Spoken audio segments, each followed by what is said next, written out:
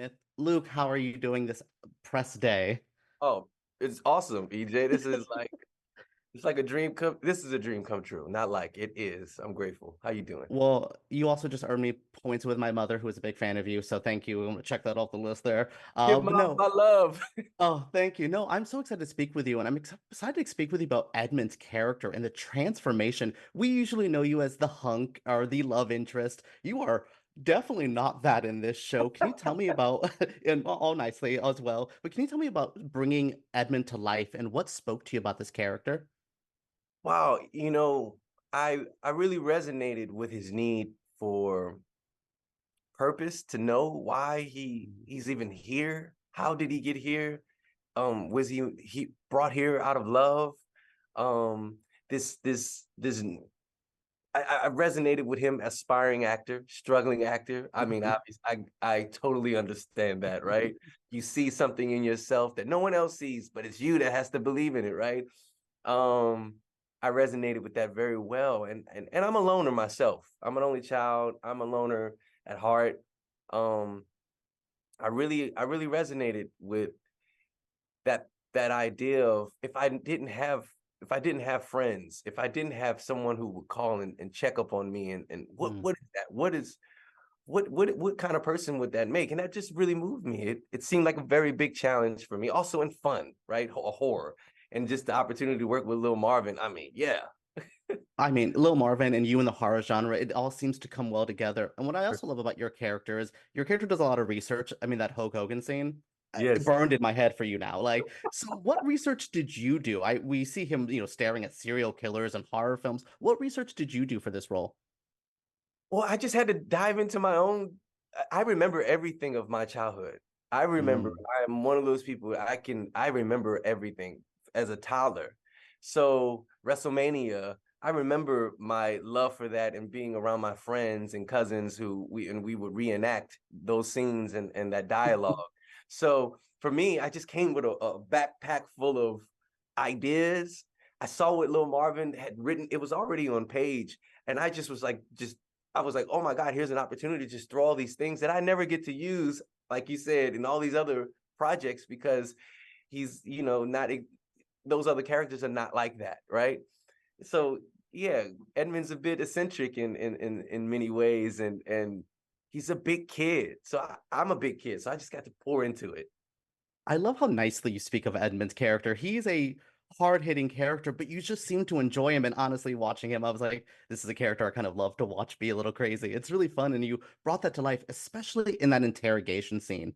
It is like, ooh, you Yeah. do some work in that scene. Can you tell me about that scene specifically? Wow, that was a day. Now you taking me all the way. I mean, wow, that was a day. I mean, the beauty of working with Little Marvin, he creates a world and a safe space that we have a lot of time to try things, right? And just and from truth, right? Just let it come Mhm. from truth and just try things. And the brilliant actors that were there with me and the crew, I mean, everybody was just so just in tune. You felt everybody. We all are searching for what this is, right? The goosebumps. And so Mhm. that's what that scene, creating that scene, that's how fun it was.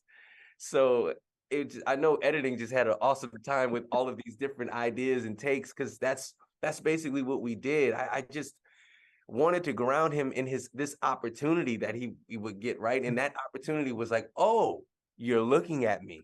Here's my big break. You know? Oh, It oh was. my goodness. Oh, Luke, it's been an honor to speak with you. You've been so great, so much personality. Oh, this is so great. Thank you so much for speaking with me today. Miss Pam, how are you today? I am watching your smile, Oh, well, I've been and watching.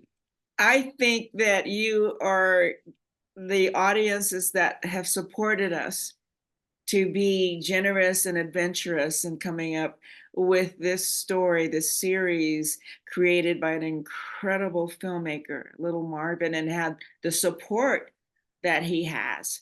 That we're here before you talking about a genre that is is steeped deeply in filmmaking, and then to have the not only the spiritual and the writing, but the technology to do what we did in the series, which is for me always a gift It's extraordinary to be there and you wanting to know how we did it. Thank you. Well, no, it's an amazing. I mean, I was going to ask you what was your Cowboy Carter sermon for today because I've been following your post and you've been keeping me up to date with that album. But I really want to get into your work in horror. You've been in here for a great amount of time making amazing horror work and action work as well. What draws you to horror and what was your early memories of the genre?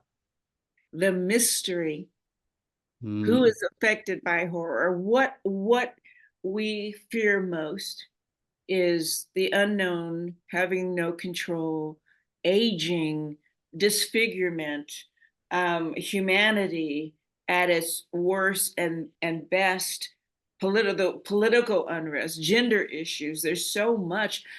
Through the years, I think we are playing in a more expansive field in making and producing and writing the horrors of various elements that we're now, the filters are out, Mm, the fences are down, people are expressing more or and recovering more, because once you let the door is open, like mm, when I said, okay, I'm gonna watch these episodes but I'm gonna lock the door and turn the lights on, that's horror.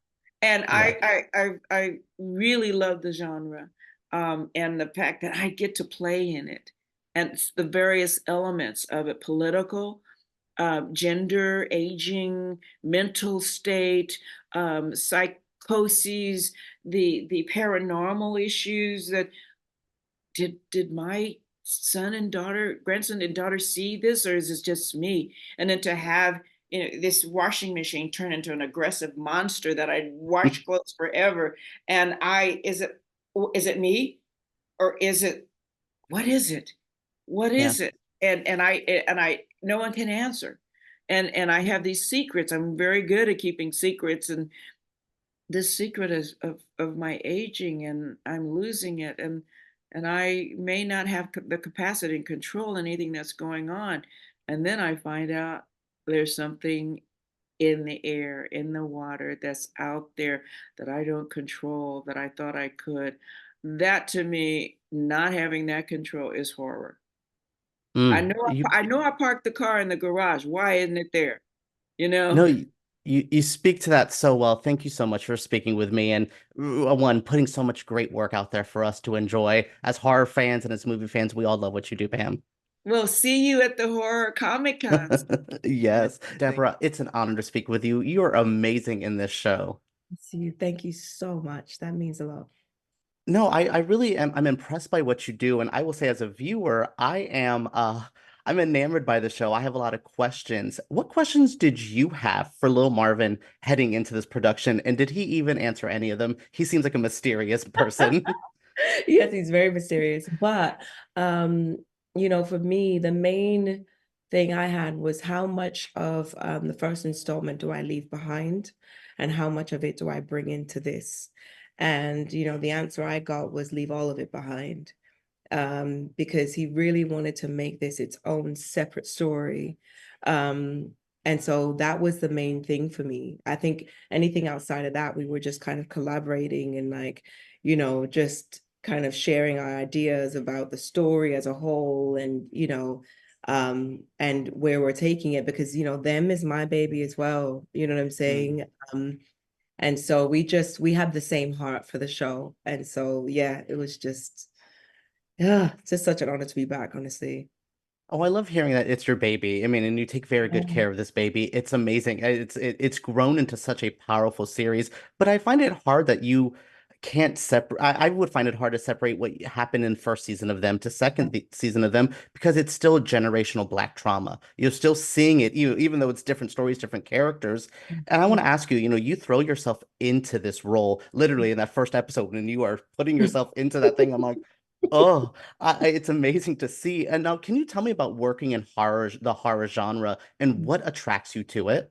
With any story, I'm attracted to the story. I'm attracted to the truth.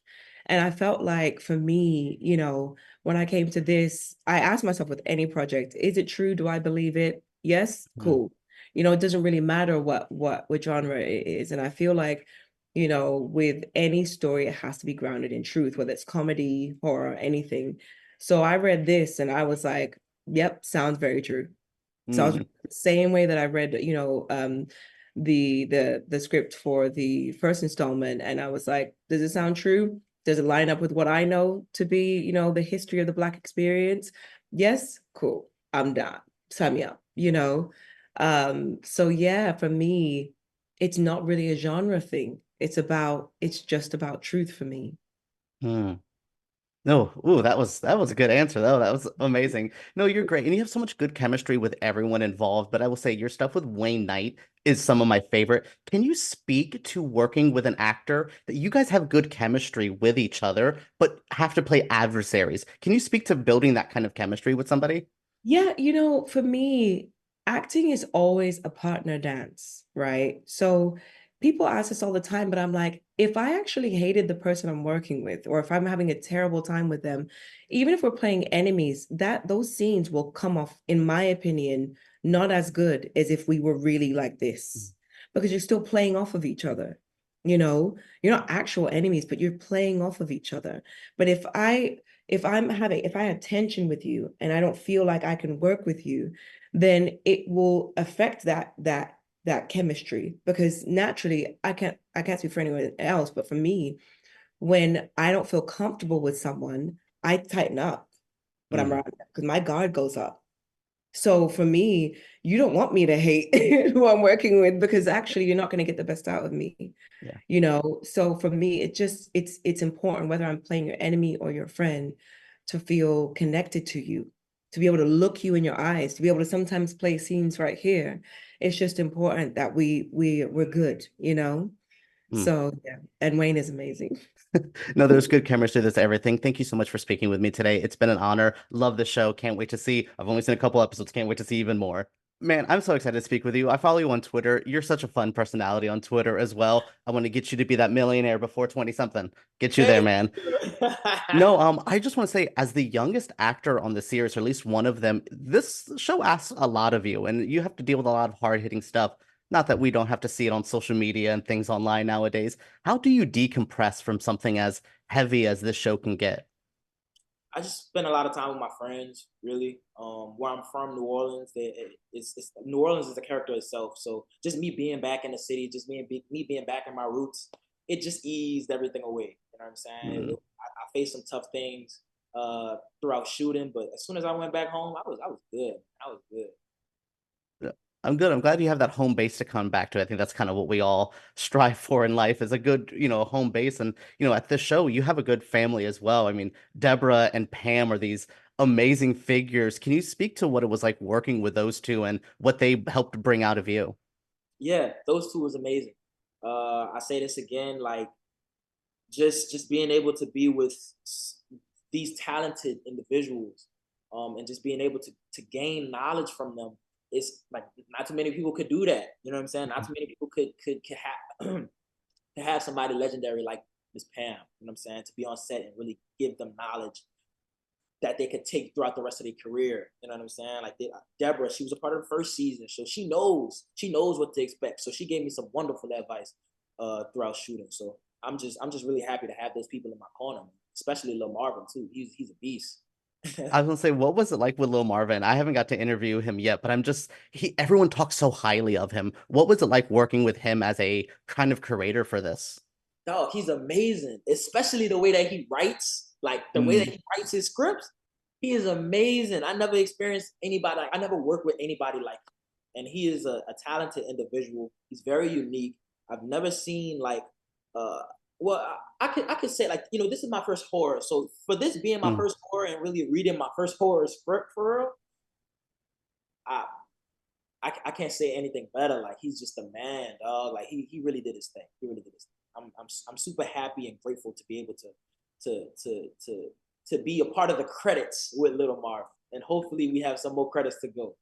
Oh, that's a great way of putting that. Being with the credits with Lil Marvin. I mean, you're at the center of so much drama and the horror here. What was it that really brought you to Kel as a character? Is it a specific scene or moment that you were like, "Ooh, I want to get into that"? A specific scene or moment, dog, all of them. all of them for sure. Like I just wanted to really be able to bring Kel to life to my fullest capability. Like I wanted to do him justice. I wanted to get everything down that I needed to. I mean, like I know it was really big because like I was born in the 2000s, so I had to do my research on just the atmosphere that the whole time period was in. I really just had to really like, yeah, I was born in 2000, dog. Like, like I really Ooh, had that was to, like my gray hairs just kicked my butt there. 2000, dog. But I really just had to get all my information down. Really just hone into the character. That's all. No, that's awesome. And you made this character feel very alive and very great. Thank you so much for speaking with me today, Joshua. It's been an honor. You're great. Can't wait to see you do a little bit more in this industry. More horror, please. Hello, Marvin. How are you doing today? I'm wonderful, EJ. Nice to meet you. Nice to meet you. I mean, everyone I've spoke with today has been so kind to your amazing work and what you put out. And after seeing it, my goodness, what a crazy show you put together. Thank you. No, what does it feel like as a filmmaker, specifically a horror curator? What does it feel like to get those reactions, to get those feelings out of people? Is there some sick joy in it, or do you like making people feel things? I think it's both. It is both a sick joy and also you want to make people feel things. I mean, I think like that's the fun of horror, right? Is that it's like it allows you to traffic in basically every emotion. As a maximalist, it's a maximalist dream because everything's at 100 and you get to take people on these amazing thrill rides. And hopefully at the same time, you get to share something deeply emotional. I don't think horror works personally unless it has the emotional and psychological component as well as the jump scares and the things we love. So it's my favorite in terms of genre. Yeah. Well, I mean, you play in the genre very well, and you also create, I feel like, must-watch TV. It's something that, like, I feel like if I put my phone down, I'm missing crucial things. Where does that play in your filmmaking and your editing or anything like that? Do you go in being like, no, you are not going up for a snack. You cannot miss a thing. Is that kind of your creative mindset? You're very kind. I mean, we do spend a great deal of time in the edit. You mentioned the edit, in particular, and really trying not to leave anything to chance.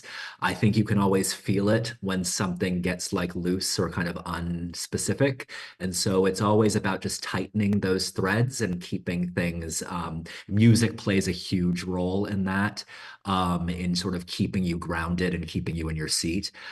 So yes, thank you for saying so. But we definitely work on trying to keep you in your seat. No, I mean, an edit is something, I mean, one, I think is undervalued in filmmaking these days. Sometimes I'm like, 1000%. go back to your edit. But I love that you mentioned music, the needle drops. Were Yeah. you involved with this? Because that Denise Williams one, you took me back there because I might need your late 80s, early 90s playlist. You said music plays a big part. Was that a big part with curating this? Music's a massive part of creating. It was a massive part of the first season. It remains a massive part of the second season. I think that there's so much texture that can be added to it. I also love subverting people's expectations of that sound. It is so fun to take this music, by the way, in the 90s that I'm incredibly nostalgic for. Like I love all of it. I love the R&B. I love the hip hop. I love all of it. And so to get to kind of just subvert and twist and play with those things and to score moments in an unexpected way, that's always a blast. Particularly if you love the music. I love that music. Well, yeah, I would say this is prime music for me. Dance, the R&B, like you said, I have an Aaliyah shirt on today. 90s is my area. So I want to say thank you so much for crafting this amazing show, and I can't wait to see them, whatever else you have prepared for a season 3, because my goodness, I'm hooked, man. Thank you so much. I'm a big fan of your artwork that's right behind you, by the way. Well, thank you. Horror is my thing, so Yeah. speaking with you has been an honor.